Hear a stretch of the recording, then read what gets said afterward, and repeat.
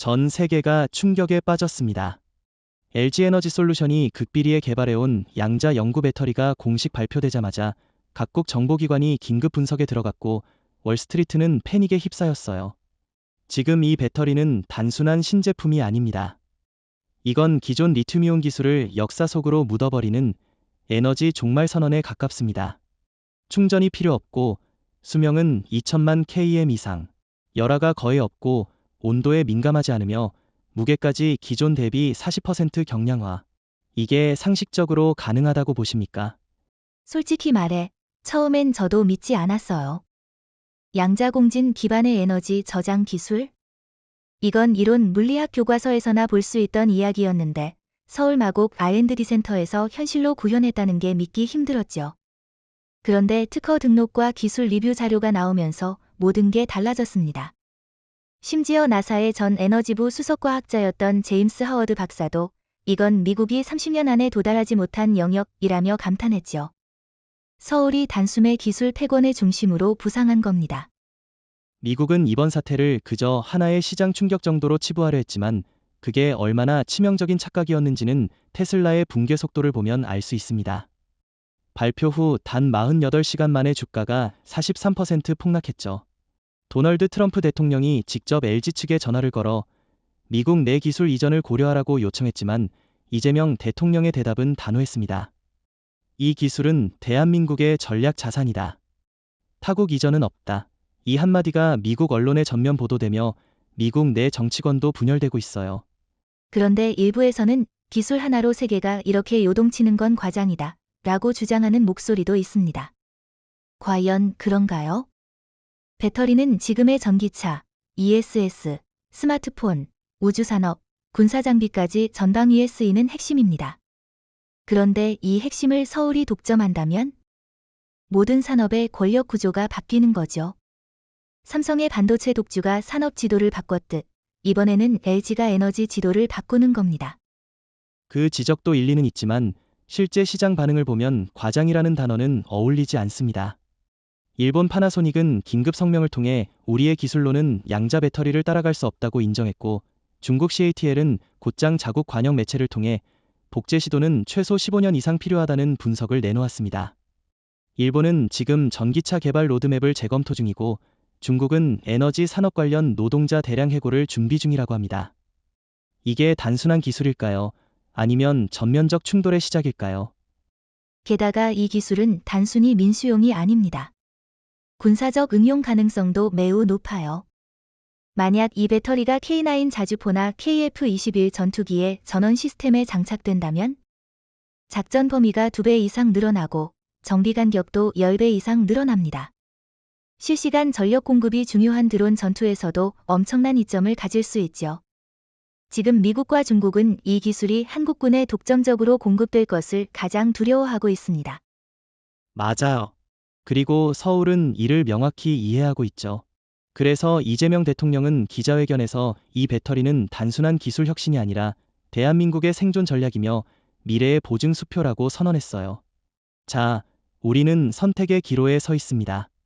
이 기술을 기반으로 세계를 선도할 것인가, 아니면 외세의 압박에 밀려 뿌리째 빼앗길 것인가. 하지만 지금까지의 한국을 보면 답은 분명합니다. 우리는 절대 다시는 빼앗기지 않을 겁니다. 그렇습니다. 일본은 이미 과거에 한국을 얕봤고 지금 그 대가를 치르고 있죠. 중국은 항상 따라잡는 자로 자처했지만 이번엔 넘을 수 없는 벽 앞에 섰습니다. 서울은 이제 단순한 수도가 아닙니다. 기술, 에너지, 군사, 외교 모든 면에서 중심이 되는 세계의 심장이 되었습니다. 그리고 이 모든 것이 양자 영구 배터리 하나에서 시작된다는 게 믿기지 않죠. 하지만 현실입니다. 서울이 세계의 게임 룰을 다시 쓰고 있습니다. 테슬라의 몰락은 하루아침에 일어난 게 아닙니다. 하지만 양자 영구 배터리 발표는 마지막 일격이었습니다.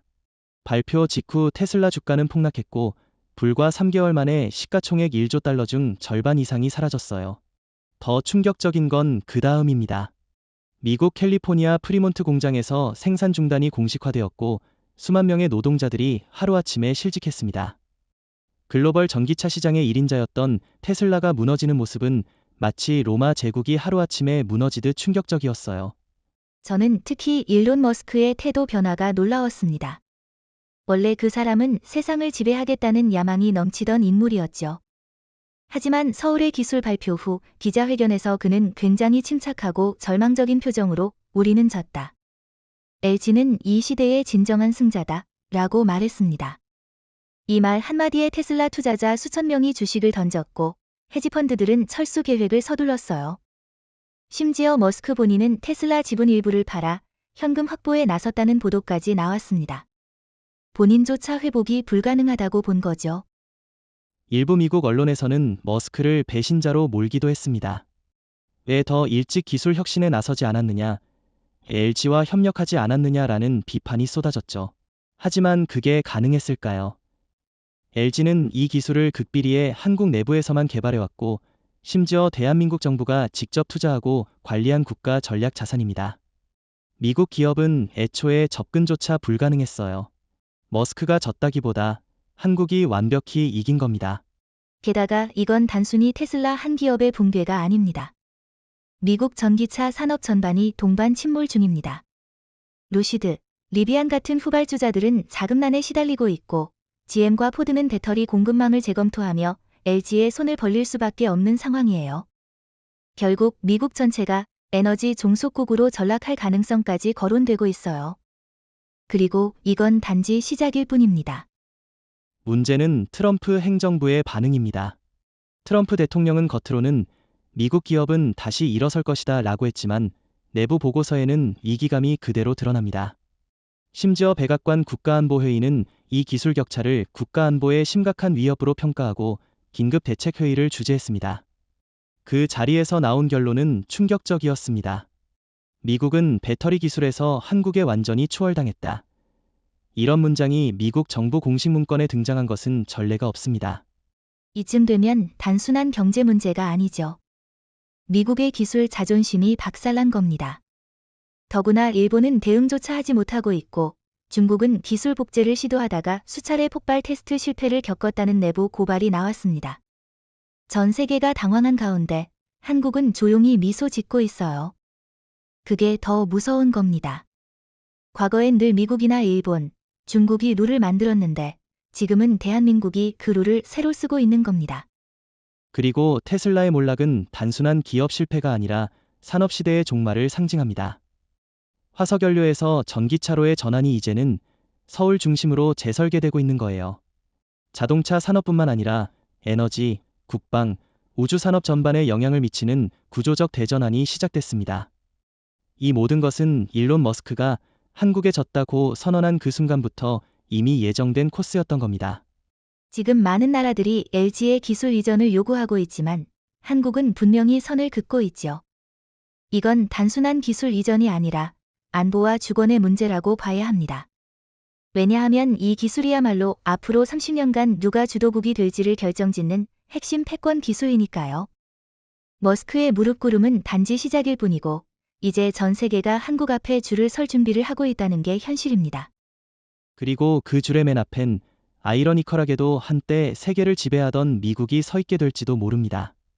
미국 워싱턴의 분위기는 말 그대로 비상사태입니다.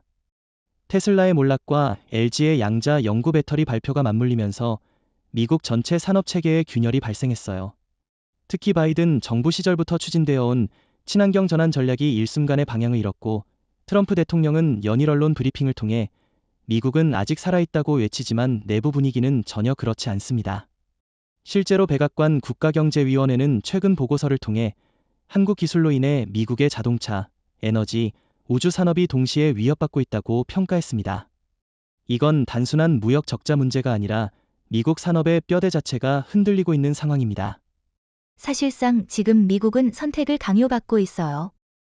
하나는 양자 배터리 기술을 한국에 의존하는 길, 다른 하나는 30년 이상 뒤처진 기술로 자체 생존을 모색하는 길이죠. 전자는 기술 종속이고 후자는 산업 고립이에요. 트럼프 대통령은 메이드 인 아메리카를 외치며 자존심을 세우려 하고 있지만 실리콘밸리조차 이제는 LG와의 협력을 진지하게 고려하고 있다는 이야기가 들립니다. 심지어 애플조차 차세대 전기차 프로젝트를 연기하면서 LG와의 공급 계약을 검토 중이라는 소문이 돌고 있어요.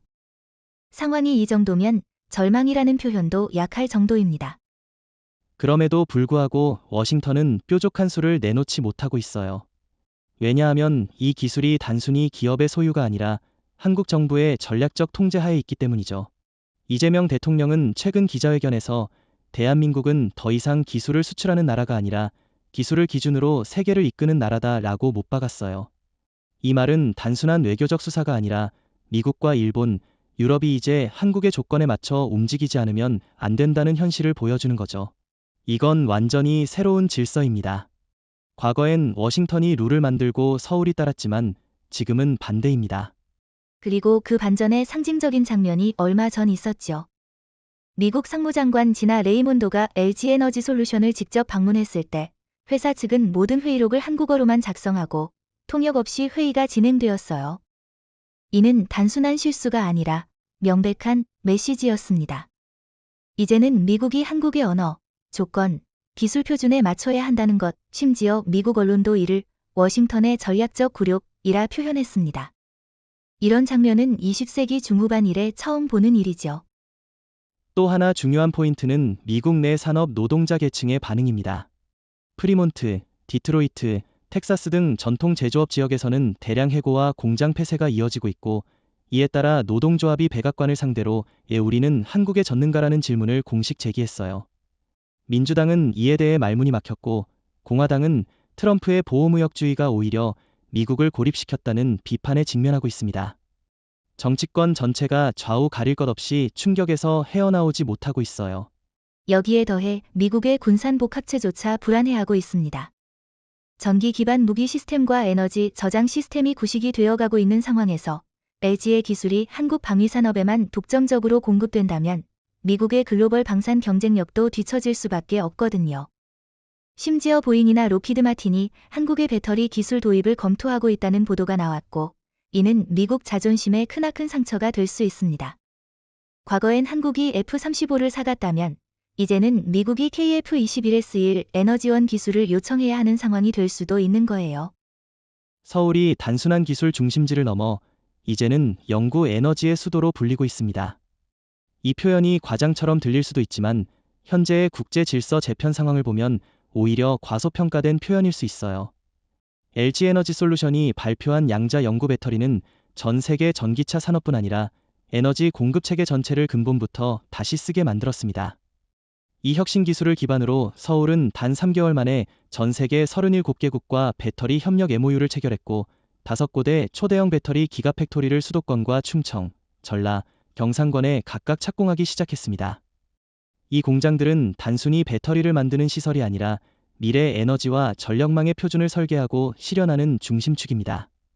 특히 주목할 점은 이 모든 프로젝트가 단기 수익성을 넘어서 장기 주권형 에너지 모델을 추구하고 있다는 겁니다.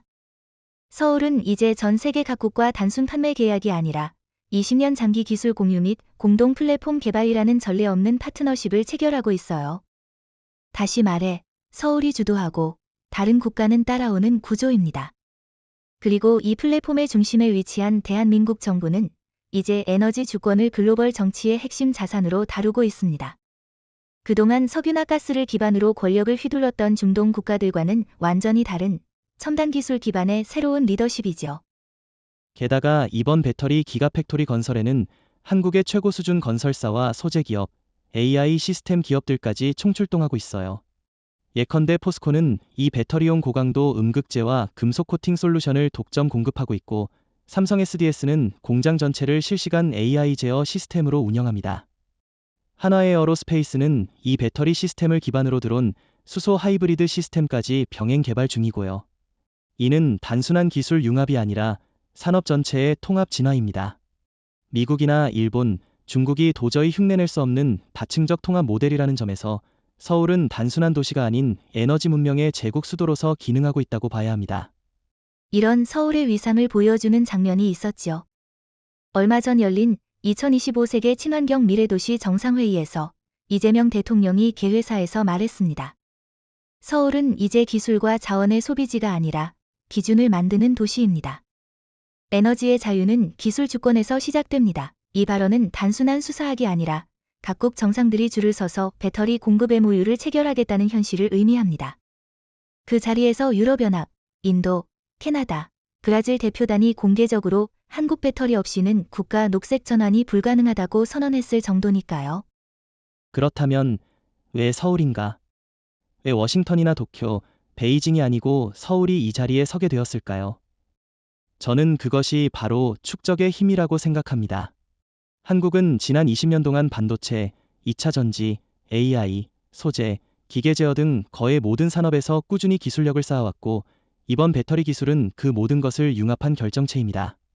미국은 단일 스타트업 모델에 의존했고, 일본은 고립된 장인 정신에 갇혔으며, 중국은 빠른 복제와 대량 생산에만 집중했죠. 반면 서울은 조용히, 그러나 집요하게 산업 전반의 생태계를 구축했습니다. 그 차이가 지금 이 결과를 만든 겁니다. 또한 중요한 건 서울이 이 기술을 독점하려 하지 않는다는 점이에요. 서울은 패권이 아니라 표준을 주도하겠다는 입장이죠. 실제로 현재 서울시와 산업통상자원부는 K-퀀텀 배터리 스탠더드를 만들고 있고, 이 표준을 따르는 기업은 한국의 기술, 생산, 보증, 금융, 물류 등 전방위적 지원을 받게 됩니다. 이미 독일의 폭스바겐과 인도의 타타, 프랑스의 르노까지 이 표준을 따르겠다고 발표했어요. 세계가 한국의 기준을 따르겠다는 겁니다. 이건 에너지계의 바젤 3 혹은 WTO 체계가 서울에서 새롭게 형성되고 있다는 뜻입니다. 서울은 지금 단순한 산업도시를 넘어서 전 세계가 가장 먼저 물어야 할 질문의 답이 되고 있습니다. 이 기술을 어디서 배울 수 있느냐? 이 표준을 누가 주도하느냐? 누구와 협력해야 생존할 수 있느냐? 이 모든 질문의 답은 서울입니다. 서울은 더 이상 대한민국만의 도시가 아닙니다. 서울은 이제 전 인류가 주목하는 새로운 심장입니다. 서울이 영구 에너지의 수도로 부상했다면 LG는 이제 단순한 기업을 넘어 세계 공급망의 중심축으로 자리 잡고 있습니다. 이 변화는 단지 배터리 산업 하나에 국한된 것이 아니라 반도체, 전기차, 조선, 항공, 인공지능까지 전방위적으로 연결된 복합 네트워크의 중심을 의미하죠. 특히 LG에너지솔루션이 발표한 양자 영구 배터리는 전 세계 제조 및 물류 체계를 다시 짜게 만들었고, 그 영향으로 세계 각국의 산업 전략 자체가 뒤집혔습니다. 기존의 미국 중심 공급망에서 서울 중심 가치사슬로의 전환이 이제는 불가역적 현실이 되었습니다. 이게 얼마나 충격적인 변화인지는 독일과 프랑스의 반응을 보면 알 수 있습니다. 메르세데스와 르노는 기존 CATL, 파나소닉, 테슬라와의 협력을 전면 중단하고 한국 LG와 최소 20년 장기 공급 계약을 체결했어요. 특히 유럽연합은 이례적으로 대한민국의 양자 배터리 기술 없이는 유럽 녹색 전환이 불가능하다는 공식 보고서를 채택했습니다. 이건 단순한 기술 선호가 아니라 산업적 생존을 위한 필수 선택이라는 뜻이에요. 그리고 그 중심에 LG가 있다는 건 이제 서울이 단순한 시장 참여자가 아니라 시장을 설계하는 설계자가 되었다는 의미입니다. 더 중요한 점은 바로 재편의 속도입니다. LG는 발표 후 단 6개월 만에 북미, 유럽, 인도, 동남아, 중동 지역에 총 14개의 글로벌 통합 배터리 허브를 설립했고, 이 중 절반은 이미 가동을 시작했어요. 기존 글로벌 기업들은 10년이 걸려도 못할 규모와 속도입니다. 이를 가능케 한 건 한국 특유의 초정밀 공급망 조율 능력, 그리고 정부와 민간의 완벽한 협업 체계입니다. 이 속도감은 지금 일본과 중국을 공포에 몰아넣고 있어요. 일본은 현재 도요타와 파나소닉이 전기차 로드맵을 전면 재검토 중이며, 중국은 CATL이 구조조정에 들어갔습니다. 사실 그 구조조정이라는 게 단순한 축소나 비용 절감 수준이 아니에요. CATL은 2026년까지 양자 배터리 수준에 도달하겠다고 선언했지만 이미 LG는 그 기술을 상용화했고 세계 시장에 뿌리를 내린 상태죠. 지금 중국은 내부적으로 LG와 협력 없이는 살아남을 수 없다는 말이 나올 정도입니다. 심지어 중국의 전기차 브랜드 BYD도 최근 내부 회의에서 한국 기술을 기준으로 공급망을 재편하자는 제안을 채택했다고 합니다. 이건 단순한 라이벌이 아닌 사실상 기술 종속의 시작이라고 볼 수도 있죠. 그리고 일본은 더 심각합니다. 전통적으로 공급망의 정교함과 장인정신을 자랑하던 일본 제조업계는 이번 LG의 세계 공급망 재편 속도에 적응하지 못하고 있어요. 파나소닉은 기술 격차를 인정했으며 도시바는 전기차 배터리 사업에서 사실상 철수했고, 닛산은 자국 배터리를 포기하고 LG 제품을 사용하는 쪽으로 전환 중입니다. 일본 언론은 이를 제2의 쇼와 충격이라 부르며 한국이 기술도 산업도 전략도 모두 앞서갔다고 보도했습니다. 한 세대 전까지만 해도 상상할 수 없던 일이 이제는 너무나 당연한 현실이 되었어요. 그렇다면 왜 LG일까요? 왜 삼성이나 SK가 아닌 LG가 이 중심에 섰을까요? 저는 그것이 바로 LG만의 독특한 전략 때문이라고 생각해요. 삼성은 강력한 제품 퍼포먼스를 중시하고 SK는 고속 성장과 투자 확장을 추구했다면 LG는 묵묵히 기술의 본질에 천착해왔습니다. 연구개발에 10년, 상용화에 5년 이상을 투자하며 장기적인 기술 축적에 집중했지요.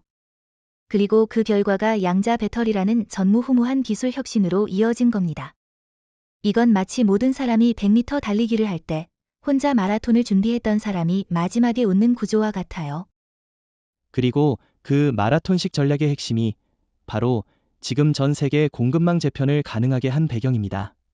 LG는 단순히 제품을 판매하는 기업이 아니라 기술 표준을 제시하고 생산 공정을 설계하며 물류와 조달까지 총괄하는 산업 건축가가 되었어요. 세계 주요 기업들이 앞다퉈 LG와의 공급 계약을 맺는 이유도 여기에 있습니다. 단순히 배터리를 구매하기 위해서가 아니라 새로운 시대의 공급망 전체를 함께 설계하기 위해서죠. 그리고 그 공급망의 가장 중심에는 서울이라는 이름과 대한민국이라는 국가가 명확히 자리하고 있습니다. 일론 머스크의 몰락은 단순한 기업가의 실패로 볼 수 없습니다. 이는 21세기 초반을 상징하던 미국식 천재 자본주의 모델의 붕괴를 의미합니다. 머스크는 전기차의 대중화, 민간 우주산업, 인공지능, 심지어 뇌 인터페이스까지 손을 댄 모험가였죠. 하지만 그 모든 찬란한 서사가 단 하나의 기술 바로 서울이 만들어낸 양자 연구 배터리 앞에서 무너졌습니다. 수많은 신화가 그랬듯 머스크 역시 스스로 구축한 제국에 깔려 주저앉았습니다. 그리고 지금 그는 더 이상 혁신의 상징이 아니라 몰락의 사례로 세계 경제학 교과서에 실릴 위기에 처해 있어요.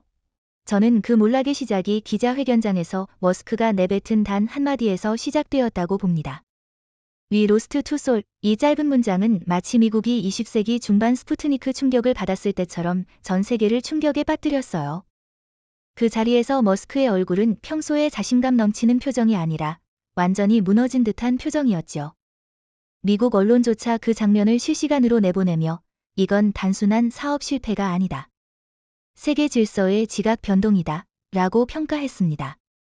더 이상 테슬라는 미래가 아니며 머스크는 과거형 인물이라는 인식이 시장 전반에 퍼진 순간이었습니다. 사실 머스크는 테슬라만 운영한 게 아니었잖아요. 스페이스X, 뉴럴링크, 스타링크 등 수많은 프로젝트를 통해 미국의 기술 자존심을 상징했어요. 그런데 아이러니컬하게도 그의 몰락은 가장 기본적인 배터리 기술에서 시작된 거예요. 우주로 나가겠다던 인물이 정작 지구 위에서 가장 중요한 에너지 기술을 놓친 거죠. 이건 단순한 실패가 아니라 전략적 오만의 대가라고 봐야 합니다. 우린 배터리도 만들 수 있다는 자신감이 결국엔 한국에 대한 경계를 낮추게 만들었고 그 결과가 지금의 참사로 이어진 겁니다. 게다가 머스크의 경영 스타일도 이제는 시대에 뒤떨어졌다는 지적이 나오고 있어요. 기존에는 카리스마형 독재 CEO가 혁신을 이끌던 시절이 있었죠. 하지만 지금은 다릅니다. 서울이 보여준 건 집단 전략, 국가와 기업, 학계와 산업의 정교한 협업 구조예요. 머스크는 혼자 모든 것을 바꾸려 했고, 반면 LG는 조용히, 꾸준히, 전략적으로 움직였어요. 기술은 결국 집단의 힘에서 나오는 것이며, 머스크식 1인 리더십은 더 이상 글로벌 패권 시대에 맞지 않는다는 게 이번 사태로 드러났습니다. 일부 미국 지식인들은 이번 사태를 미국식 테크스타의 황혼이라고 부릅니다. 실리콘밸리가 영웅을 만들고 그 영웅이 다시 미국을 이끈다는 내러티브가 이제는 무너졌다는 거죠. 특히 미국의 젊은 세대조차 더 이상 머스크를 롤모델로 보지 않는다는 여론조사 결과도 나왔습니다. 대신 그들은 한국의 전략적 기술 리더십에 주목하고 있어요. 유튜브, 틱톡, 블룸버그 등 다양한 플랫폼에서 LG와 서울의 에너지 전략이 주목받고 있고 서울식 기술 체계를 분석하는 콘텐츠가 폭증하고 있습니다. 이런 변화는 단지 개인 이미지의 추락으로 끝나지 않아요. 머스크가 몰락하자 테슬라의 브랜드 가치가 하루아침에 70% 가까이 하락했고 투자자들은 일제히 자금을 회수했습니다. 게다가 스페이스X의 대형 프로젝트들도 연기되거나 취소되고 있고 뉴럴링크는 윤리 문제로 외면받고 있어요. 과거에는 그의 이름이 곧 자본이었지만 지금은 위험 요인으로 간주되고 있습니다. 그리고 이 흐름은 멈추지 않을 겁니다. 왜냐하면 그가 실패한 분야는 가장 근본적이고 가장 대중적인 분야였기 때문입니다. 한때 세계 배터리 시장의 3강으로 불리던 삼성 SDI, 일본 도요타, 중국 CATL. 이들은 각기 다른 전략으로 시장을 선도하려 했지만 지금 그 자리는 모두 LG에너지솔루션이 차지했습니다. 이건 단순한 1위 교체가 아닙니다. 완전한 재패입니다. 양자 영구 배터리 기술을 통해 LG는 모든 경쟁자의 기술 노선을 무력화했고 지금 이 순간에도 전 세계 5대륙에서 LG 기술을 표준으로 삼겠다는 선언이 이어지고 있어요. 과거엔 누가 더 싸게, 더 빠르게 만들 수 있는가가 승부처였다면 이제는 누가 LG의 기술 기준을 충족할 수 있는가가 게임의 조건이 되었습니다. 그리고 그 기준은 결코 낮지 않죠. 예를 들어 LG는 양자 배터리 생산 공정에서 0.0001%의 소재 불순도도 허용하지 않습니다. 이는 기존 리튬이온 배터리 제조 기준보다 1000배 더 정밀한 수준이에요.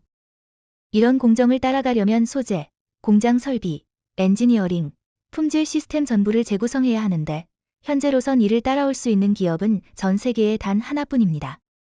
LG는 이제 배터리를 판매하는 기업이 아니라 배터리 기술을 승인하는 위치에 선 겁니다. 기술적 갑의 시대가 열린 것이죠.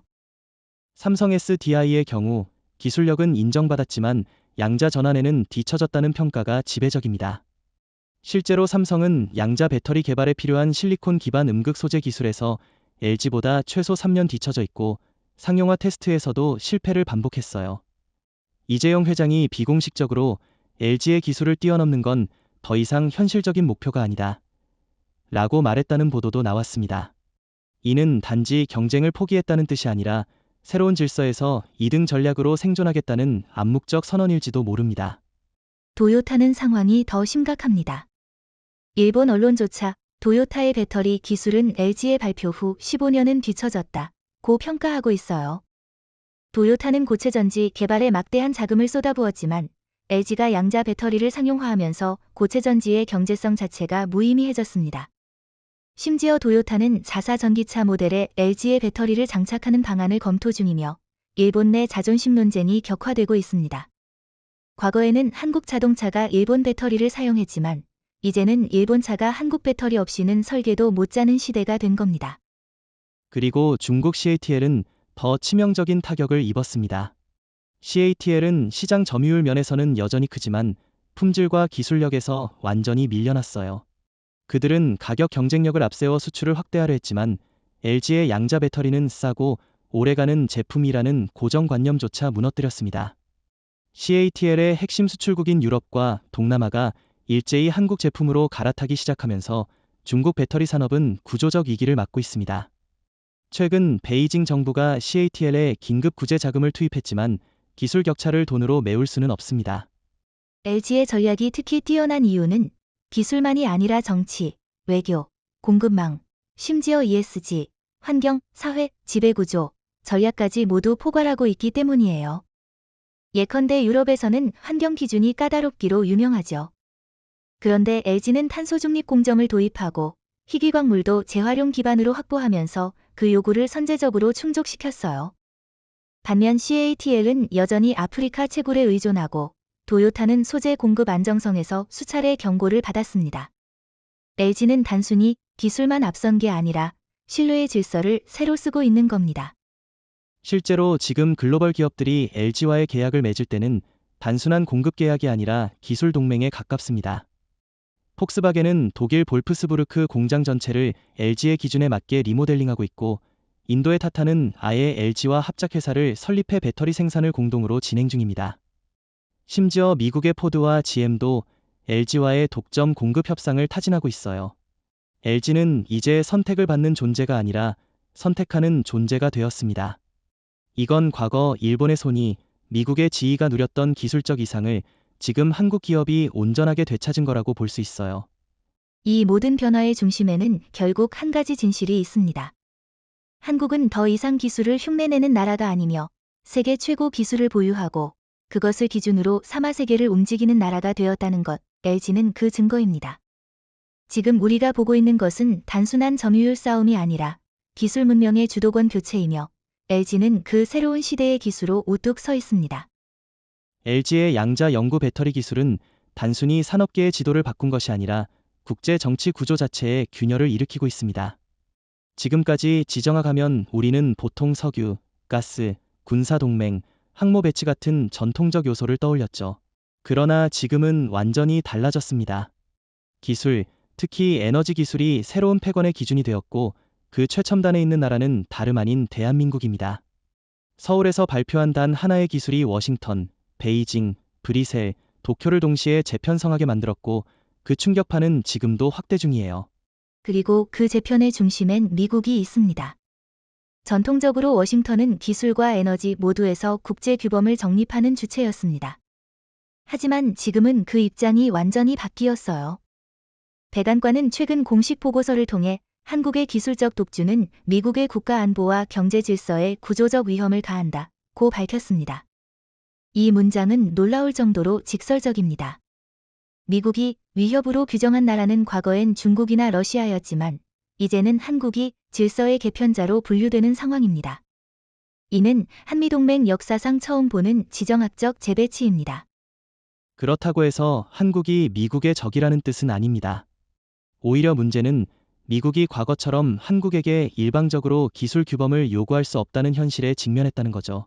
한국은 이미 따르는 국가가 아니라 기준을 제시하는 국가가 되었고 워싱턴은 이 점에서 큰 혼란을 겪고 있어요.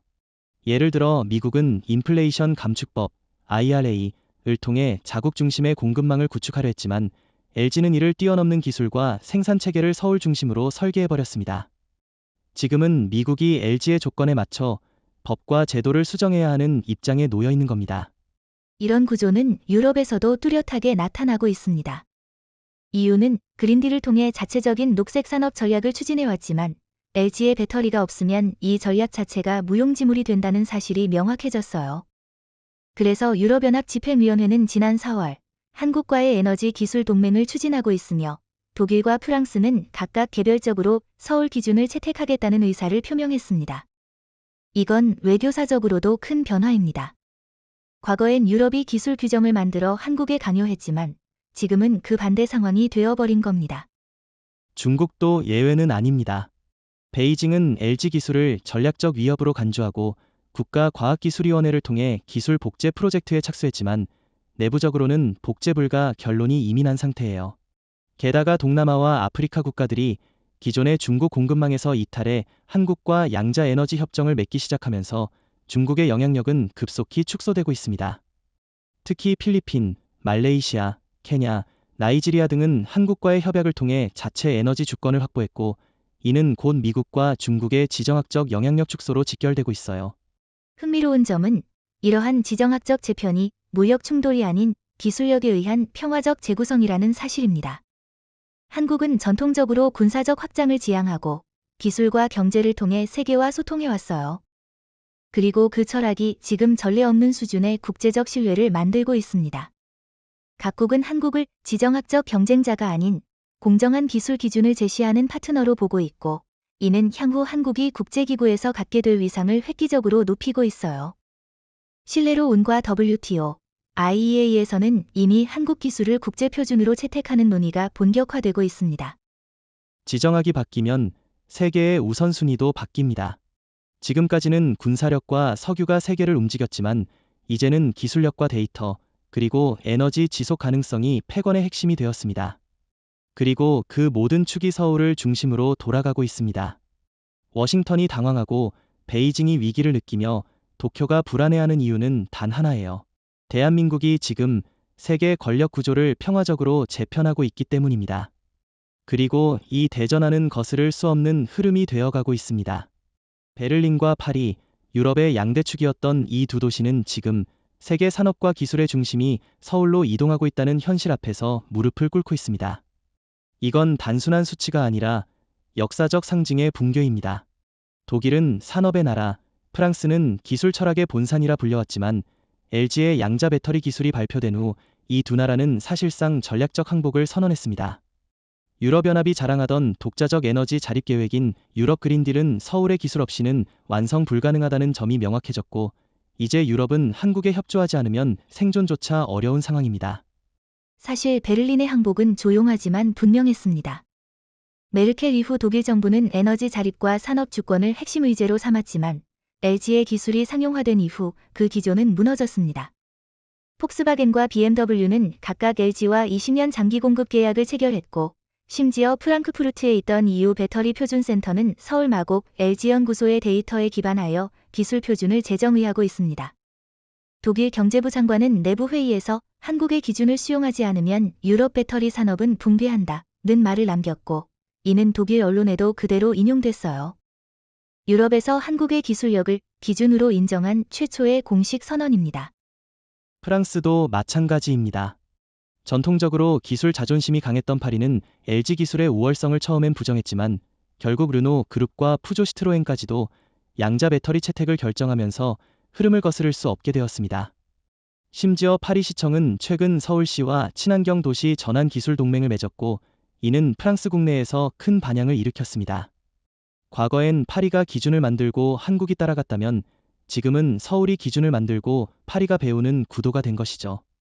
이 구조적 전환은 프랑스 엘리제궁의 전략조차 바꾸게 만들었습니다.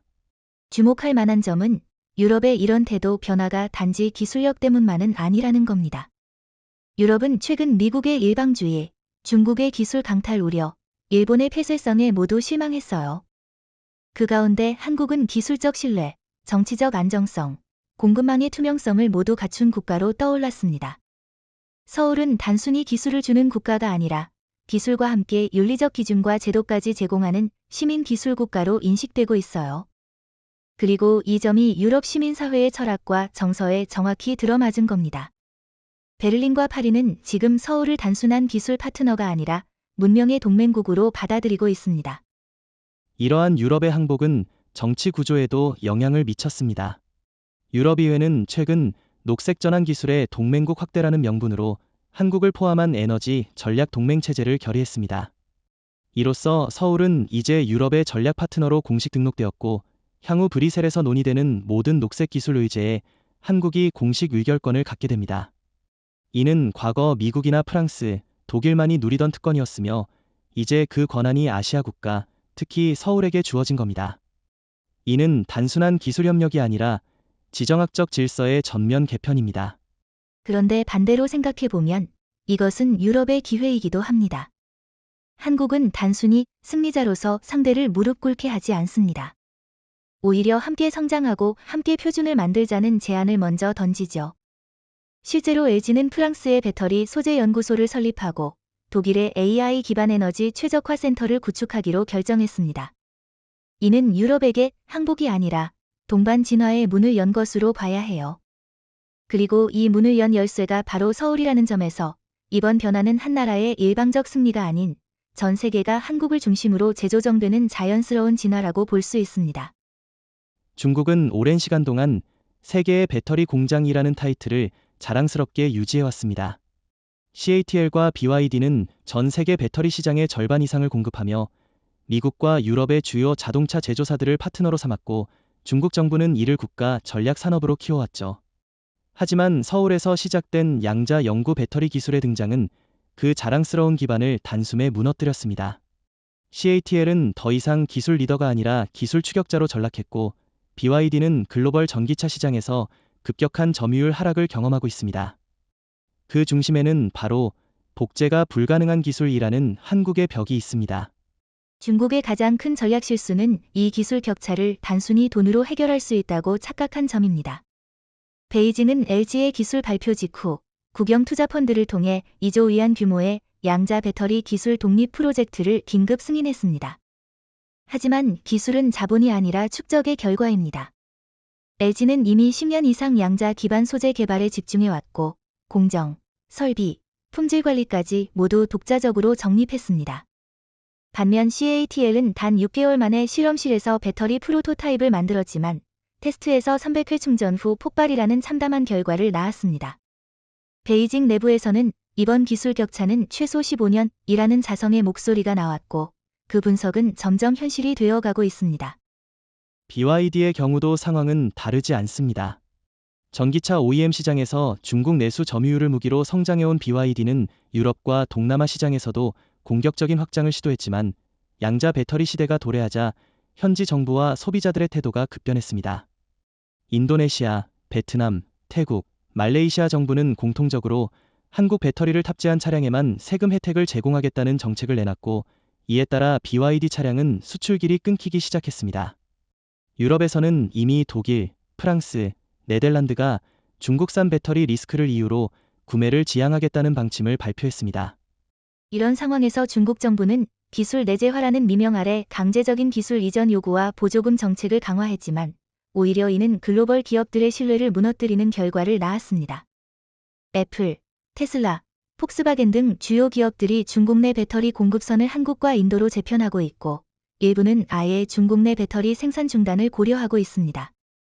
중국이 기술 중심국이 아닌 단순 조립기지로 회귀하고 있다는 불안감이 베이징의 전략가들을 긴장시키고 있어요.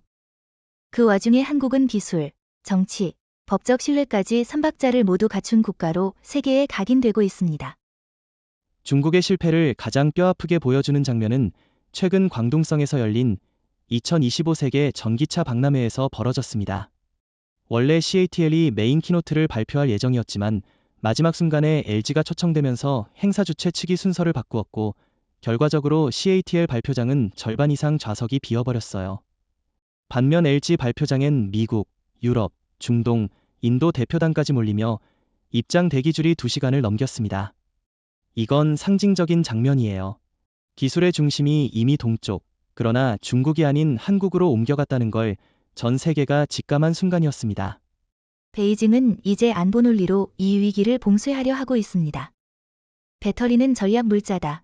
한국 기술은 군사적 위협이 될 수 있다. 는 식의 논조가 관영 매체를 통해 퍼지고 있고 심지어 한국 제품에 대한 비공식 관세 보복까지 검토 중이라는 이야기가 돌고 있어요.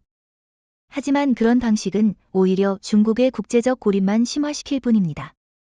글로벌 기업들은 이제 정치적 불확실성을 가장 큰 리스크로 보고 있고 그 반대말이 바로 서울입니다. 한국은 지금 가장 안정적인 공급망의 중심이자 가장 예측 가능한 기술 파트너로 인정받고 있어요. 중국의 공격은 결국 스스로의 신뢰만 깎아내리는 결과를 낳고 있습니다. 중국이 잃은 것은 단지 시장 점유율이 아닙니다. 그들은 글로벌 기술 질서에서의 주도권, 그리고 산업적 권위를 잃었습니다. LG와 서울은 지금도 묵묵히, 그러나 결정적으로 기술을 축적해 나가고 있고, 베이징은 그 움직임을 따라잡기에는 이미 너무 멀어져 있습니다. 일본의 기술 신화는 오랫동안 아시아 산업계의 자존심이자 기준이었습니다. 파나소닉은 한때 세계 배터리 시장의 교과서로 불렸고, 도요타는 하이브리드 기술로 전 세계 자동차 업계를 주도해왔죠. 그러나 2025년 서울에서 발표된 LG의 양자 연구 배터리는 일본의 이러한 기술적 우월감을 완전히 무너뜨렸습니다. 일본이 30년 넘게 쌓아온 전기 저장 기술의 상징이 단 15분짜리 서울발 발표 영상 앞에서 무너졌다는 사실은 단순한 기업 간의 경쟁을 넘어서 국가적 굴욕으로 평가받고 있습니다. 특히 파나소닉의 추락은 충격적입니다. 미국 테슬라와의 전략적 파트너십을 통해 배터리 생산에 있어선 글로벌 리더로 평가받던 파나소닉은 LG의 양자 배터리 상용화 소식이 발표된 후 기술력 열세를 인정하는 성명을 공식 발표했어요. 현재 우리 기술로는 양자 공진 기반 배터리를 구현할 수 없다. 는 이 한마디는 일본 기술계 전체에 공포를 안겼습니다. 이 성명 직후 도쿄증권거래소에서 파나소닉 주가는 이틀 만에 38% 폭락했고 니혼게이자이 신문은 일면에서 기술 자존심이 서울에 무릎 꿇었다. 고까지 표현했습니다. 도요타 역시 상황이 다르지 않습니다. 하이브리드 기술에 지나치게 의존하며 전기차 전환에 소극적이었던 도요타는 이번 LG 배터리 혁신 앞에서 완전히 방향을 잃었습니다. 일본 내에서는 도요타가 전기차 패러다임 전환을 거부한 대가를 치르고 있다는 비판이 강하게 제기되고 있고, 실제로 도요타는 최근 신차 개발 계획을 전면 수정하여 LG 배터리 채택을 검토 중입니다. 도요타가 자국 배터리를 포기하고 한국산을 채택하는 순간이 온다면 이는 단순한 기술 수입이 아니라 기술 자존심의 공식적 항복이 되는 것이죠. 그리고 이 굴욕은 단지 기업 차원의 문제로 끝나지 않습니다. 일본 정부 차원에서도 큰 충격이 이어지고 있어요. 경제산업성은 양자 배터리 기술 격차는 단기간 내 따라잡을 수 있는 수준이 아니다. 는 내부 보고서를 제출했고, 이는 국회에서도 공개적으로 언급되었습니다. 이시바 시게루 총리는 국회 질의응답 중 한국이 기술 주도권을 확보했다는 현실을 인정해야 하며 더 이상 자존심에 갇혀 있을 수는 없다. 고 답변했습니다. 일본 정치수뇌부가 한국 기술의 우위를 국회 공식 석상에서 인정한 것은 이례적인 일입니다. 사회 전반의 분위기도 무겁습니다. 일본의 기술 중심 도시인 오사카, 나고야, 요코하마에서는 관련 업계 종사자들이 대거 구조조정 대상으로 떠오르고 있고 기술 개발 인력의 이직 수요는 도쿄에서 서울로 이동하고 있습니다. 이미 LG, 삼성, 현대모비스 등 한국 기업들은 일본의 중견 배터리 엔지니어들을 대거 채용 중이며 이는 일본 내부의 기술 유출 우려로 번지고 있어요. 과거엔 한국 엔지니어들이 일본으로 향하던 시대였다면 이제는 그 흐름이 완전히 반대로 뒤집힌 겁니다. 언론 보도에서도 변화가 느껴집니다. 과거 한국 기술을 다룰 때 자주 사용되던 도전자, 카피 국가라는 표현이 사라지고 대신 선도자, 기술 중심국이라는 수사가 반복되고 있어요. 아사히 신문은 사설에서 한국은 더 이상 일본의 추격자가 아니다. 일본이 이제는 따라잡아야 할 상대가 되었다. 고 썼고, 요미우리 신문은 도요타의 경쟁 상대는 더 이상 독일이 아니라 서울이라는 제목을 실었습니다. 이건 언론이 현실을 인정하기 시작했다는 어쩌면 일본 사회 전체의 패러다임 전환 신호일지도 모릅니다. 특히 일본 내부에서는 제2의 플라자합의 수준의 기술 외교 실패로 보는 시각이 많습니다. 과거 미국의 압력으로 엔화 가치가 급등하며 일본 제조업이 쇠퇴했던 것처럼 지금은 기술 격차에 따른 무형의 국제적 압력에 일본이 무릎 꿇는 상황이 재현되고 있다는 것이죠. 하지만 이번엔 외부 강대국의 압박이 아니라 바로 옆에 있는 이웃 대한민국의 기술 축적이 만들어낸 결과라는 점에서 더 큰 굴욕으로 받아들여지고 있습니다. 기술 패권의 마지막 단계는 시장 점유도, 특허 수량도 아닙니다. 진정한 승자는 기준을 만들고 그 기준을 세계가 따르게 만드는 국가입니다. 2025년 서울은 마침내 그 자리에 도달했습니다. LG의 양자 영구 배터리 기술이 글로벌 산업계를 압도한 이후 세계 각국은 단순히 이 기술을 구매하는 것을 넘어 서울의 기술 표준을 자국 산업과 제도에 반영하겠다는 결정을 내리고 있습니다. 지금 이 순간에도 유럽연합, 인도, UAE, 싱가포르, 호주가 잇따라 K 퀀텀 배터리 프로토콜을 자국 기술 표준으로 채택하기 위한 절차에 돌입했고 이로 인해 서울은 기술 기준의 수도가 되어가고 있어요. 이런 흐름은 이미 국제기구에서도 반영되고 있습니다. IEA, 국제에너지기구는 올해 공식 보고서에서 차세대 에너지 저장 기술의 핵심은 양자 안정성과 무한 수명에 있으며 해당 기술의 유일한 상용화 사례는 대한민국에서 확보되었다고 명시했어요.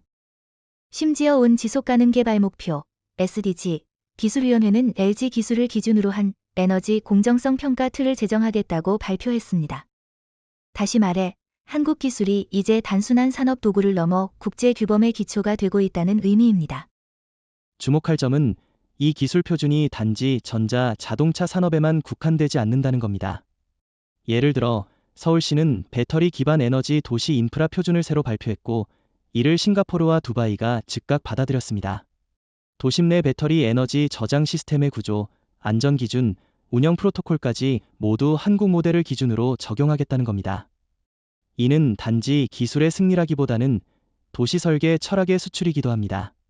과거 도시 건축이나 스마트 시티 모델에서 미국이나 유럽이 주도권을 쥐었다면 지금은 서울이 그 역할을 수행하는 중이죠.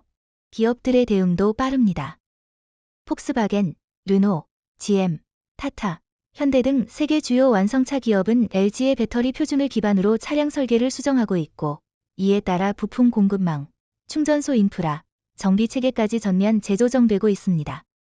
예전에는 국가별 제품 호환성 문제가 큰 이슈였지만 지금은 서울의 기준을 채택해야 글로벌 시장에서 살아남을 수 있다는 인식이 지배적이에요. 심지어 미국 내 일부 주정부는 서울 기준을 준수하는 제품에만 인센티브를 제공하겠다는 조례를 추진하고 있다는 소식도 있습니다.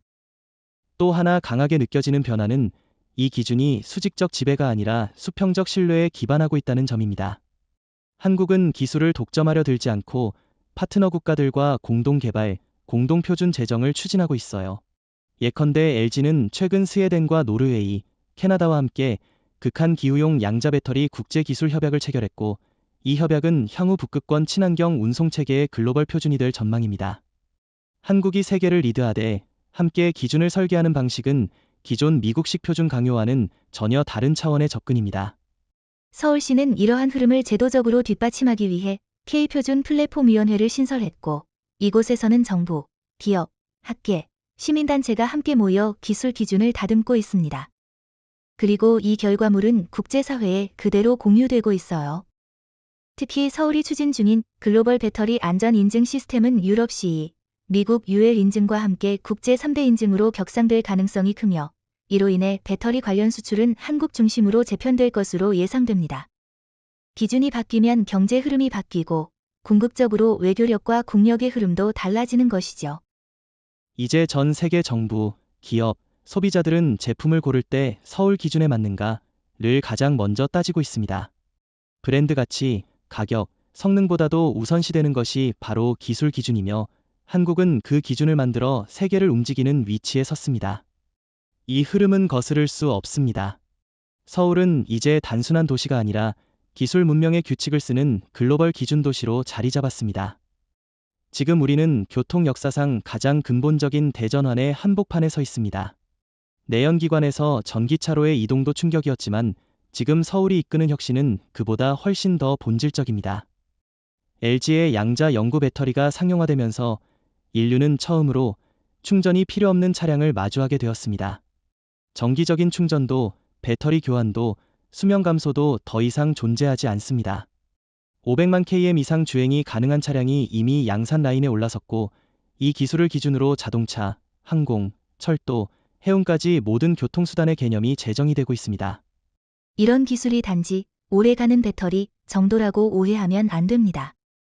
이는 곧 교통 인프라 전체의 파괴적 혁신이에요. 충전소는 더 이상 필요 없고, 유지보수 주기도 수십 배 늘어나며 도심 내 에너지 분산망도 전면 개편될 수밖에 없습니다. 예컨대 서울시는 이미 2030년까지 모든 시내버스를 양자 배터리 기반 무충전 시스템으로 교체하겠다는 계획을 발표했고, 이로 인해 기존 충전 인프라 예산의 70%가 절감될 전망입니다. 이건 단순한 기술이 아니라 도시 예산, 정책, 물류 전략 전체를 바꾸는 힘입니다. 그리고 이 흐름은 자동차에만 국한되지 않습니다. 최근 대한항공과 현대중공업은 LG와 협력하여 양자 배터리 기반의 전기 항공기 및 무탄소 선박 개발을 동시에 추진 중입니다. 이미 양자 배터리를 탑재한 시험용 단거리 항공기가 9시간 연속 비행 테스트에 성공했고, 부산 조선소에서는 대형 카페리가 수소나 LNG 없이 양자 배터리만으로 운항하는 실험을 앞두고 있어요. 이는 에너지 저장 기술 하나가 항공법, 해양법, 운송보험 기준까지 바꿀 수 있음을 시사합니다. 우리가 알고 있던 교통의 모든 규칙이 서울 기준으로 새로 쓰이고 있다는 겁니다.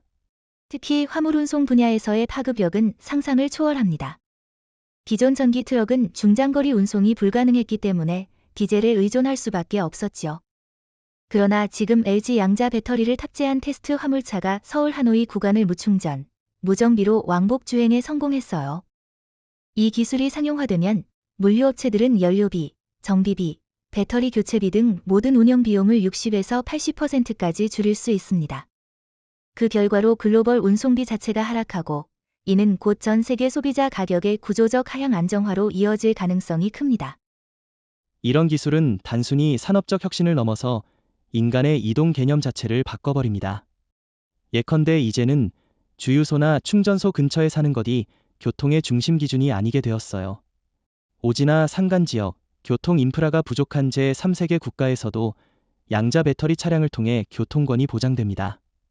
실제로 한국 정부는 아프리카 12개국과 모빌리티 독립 지원 프로그램을 체결하고, 현지의 양자 전기차와 유지보수 키트를 무상 공급하기로 했습니다. 이것은 단지 기술 수출이 아니라 교통의 민주화이자 인권 문제에 대한 새로운 해답이라고 볼 수 있어요.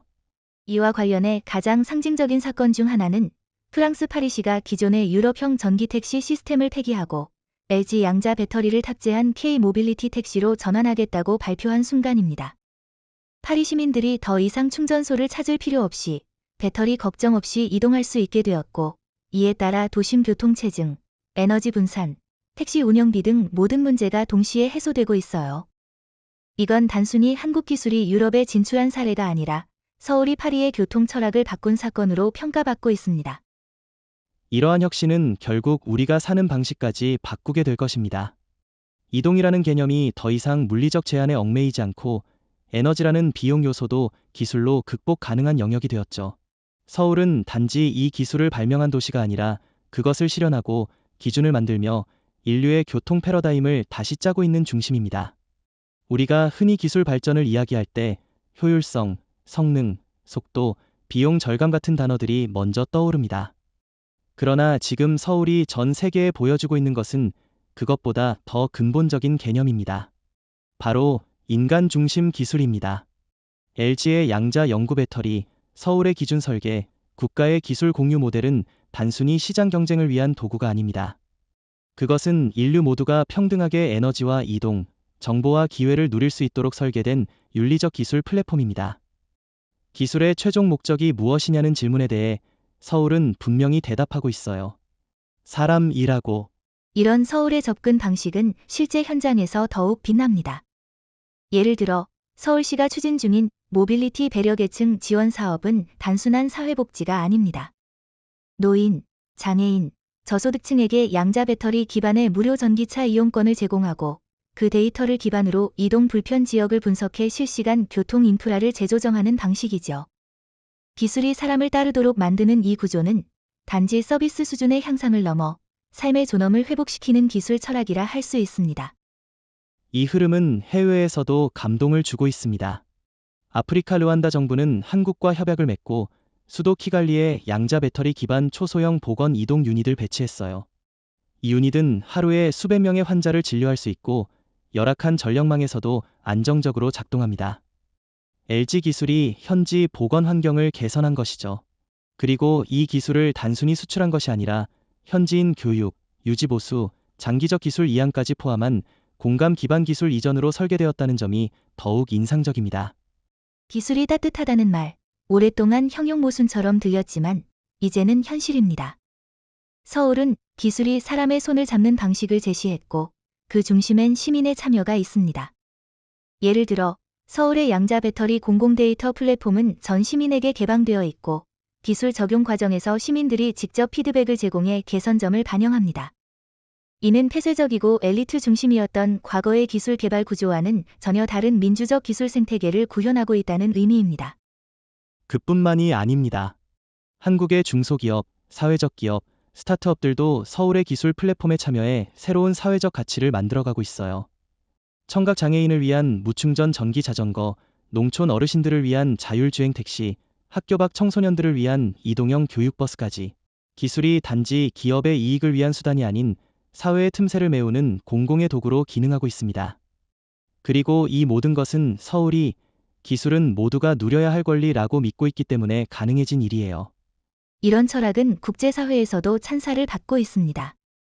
UNDP, UN 개발계획은 올해 보고서에서 서울은 기술 민주주의의 모범이며 한국의 기술 공유 방식은 21세기 글로벌 거버넌스의 기준이 되어야 한다고 언급했어요. 심지어 노벨 경제학상 수상자 아마르티아 센도 최근 기고문에서 서울은 기술을 통해 인간의 존엄을 실현하고 있는 몇 안 되는 도시라고 평가했습니다. 단지 성공했기 때문이 아니라 성공의 목적이 인간 중심이기 때문에 세계가 주목하는 겁니다. 서울이 보여주는 이 흐름은 사실 그리 거창한 철학에서 시작된 게 아닙니다. 한국 사회가 오랜 시간 겪어온 분단, 불평등, 성장통 속에서 자연스럽게 체득한 가치들, 함께 살아야 진짜 성공이다.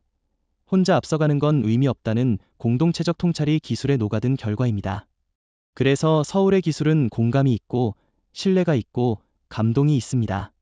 그리고 이 감동이 지금 전 세계를 바꾸고 있는 겁니다. 지금 우리는 서울이라는 도시를 단순한 한 국가의 수도가 아닌 인류 문명의 미래를 설계하는 기술 제국의 심장으로 바라봐야 할 시점에 와 있습니다.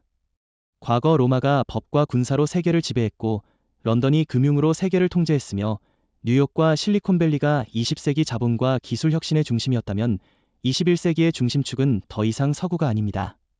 바로 서울입니다. 이 도시는 배터리 기술 하나로 글로벌 산업 지도를 뒤흔들었고 에너지, 교통, 인프라, 교육, 복지에 이르기까지 모든 시스템의 표준을 다시 쓰고 있습니다. 그리고 그 변화는 단지 현재의 사건이 아니라 인류의 미래를 결정짓는 질서 재편의 서막입니다. 서울의 시대는 단순히 경제 지표나 기술력으로 설명될 수 없습니다. 그것은 신뢰와 질서, 철학과 공감으로 완성된 고도의 문명 상태입니다. 예컨대 서울은 글로벌 기술 중심지로 떠오르면서도 이를 무기화하지 않았습니다. LG와 삼성, 한화, SK 같은 기업들은 기술을 독점하지 않고 파트너와 공유하고 기준을 개방형으로 설계해 함께 성장하는 모델을 만들어 왔습니다. 그 중심에는 국가가 있었고 정부는 전략적 조율자이자 공정한 조력자로 기능하며 기업과 시민 사이를 잇는 가교가 되었습니다. 서울이 단지 성공한 도시가 아니라 존경받는 도시가 된 이유는 여기에 있습니다. 기술 제국이라 하면 우리는 보통 패권과 강제를 떠올리지만 서울은 전혀 다른 방식으로 세계를 장악하고 있어요. 강요가 아니라 설득, 이익이 아니라 신뢰, 폐쇄가 아니라 개방으로 이루어진 이 기술 제국은 거부할 수 없는 흐름으로 세계를 끌어당기고 있습니다. 전 세계 58개국이 서울 기준을 채택했고 37개 도시가 서울형 스마트 인프라 모델을 도입했으며 국제기구는 서울을 에너지, 교통, 기술 거버넌스의 중심지로 인정했습니다. 이는 과거 G7 중심의 협의체가 아닌 지서울이라 불러도 손색 없는 전 지구적 영향력입니다. 무엇보다 인상적인 건 서울은 그 영향력을 자랑하지도 과시하지도 않는다는 점입니다. 국제사회에서 한국은 늘 겸손한 중견국으로 인식되어 왔지만 지금은 겸손한 리더십이 시대의 요구에 가장 적합한 모델로 재평가되고 있어요. 미국식 공격적 확산, 중국식 국가주도 강제, 일본식 폐쇄적 기술주의가 피로감을 주는 시대에 서울은 신뢰 기반의 다층적 협력 구조로 세계 각국의 마음을 얻고 있습니다. 서울의 방식은 조용하지만 단단하고 무력하지 않지만 강력하며 타협하지 않지만 포용적인 기술적 포지셔닝으로 완성되어 가고 있어요. 2025년 이후 우리는 서울이 만든 표준 위에 서서 일하고 생활하며 꿈을 꾸게 될 것입니다. 이 기준은 자동차를 움직이고 도심의 전기를 흐르게 하며 국경을 넘는 디지털 플랫폼의 백엔드로 작동할 겁니다. 실제로 현재 진행 중인 6G 국제표준 논의에서 한국이 주도권을 쥐고 있고 서울 소재 연구소들은 미래 양자통신, 우주에너지 저장, 극지방용 전력망 시스템까지 개발 중입니다. 기술의 미래를 묻는 질문에 가장 먼저 응답하는 도시, 가장 많이 언급되는 도시, 가장 많이 벤치마킹되는 도시가 서울이라는 사실은 더 이상 논쟁의 여지가 없습니다. 마지막으로 우리는 이런 질문을 던져야 합니다. 서울은 왜 성공했는가? 단지 기술력만으로는 설명되지 않습니다. 서울은 외면당했던 시절에도 멈추지 않았고 존중받지 못했던 시절에도 포기하지 않았으며 늘 자신만의 방식으로 세계를 바라보고 준비해왔습니다. 배터리 기술은 그 결과일 뿐, 본질은 포기하지 않는 국가, 공동체를 믿는 도시, 기술을 사람에게 돌려주는 철학에 있습니다. 그 철학이 지금 전 세계를 움직이고 있는 거예요. 그리고 이제 서울의 시대는 시작되었습니다.